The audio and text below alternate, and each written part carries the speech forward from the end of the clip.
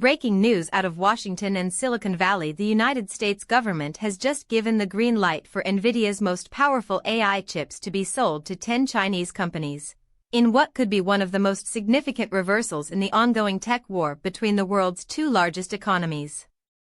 That's right, the H200.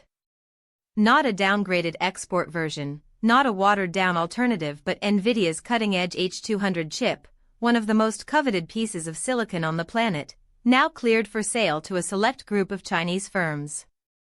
And this decision is sending shockwaves through the technology industry, the geopolitical community, and financial markets alike. So what exactly is happening here?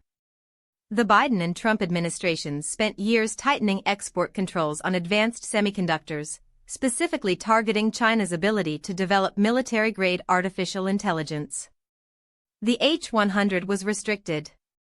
NVIDIA was forced to create neutered versions of its chips just to keep doing any business in China at all. The entire strategy was built around one idea: keep China's AI capabilities behind America's. But tonight, that strategy appears to be shifting in a dramatic and unexpected way.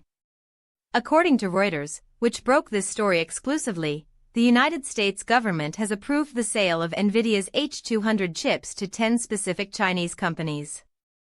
Now, the identities of those 10 firms matter enormously, because the difference between a legitimate commercial technology company and one with deep ties to China's military-industrial complex is not always obvious, and critics are already asking hard questions about how this list was compiled, who vetted it, and what safeguards are actually in place. At the center of this story is NVIDIA CEO Jensen Huang, a man who has been navigating one of the most complicated corporate tightropes in modern business history. Huang has been openly pushing for greater access to the Chinese market, which represents a massive revenue opportunity for NVIDIA. China was once one of NVIDIA's biggest customers before the export restrictions began slicing into that business.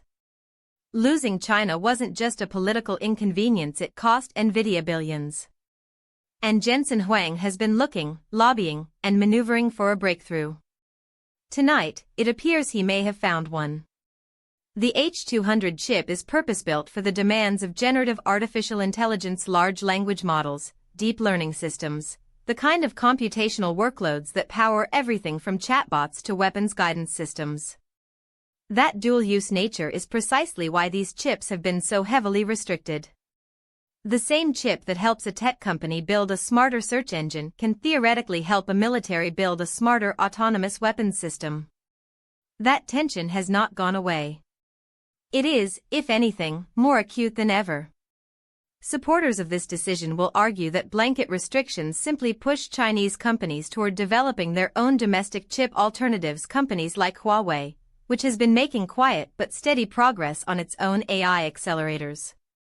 The argument goes, if China is going to get advanced AI capability eventually, America might as well profit from selling it while maintaining some oversight over who gets it and how it's used.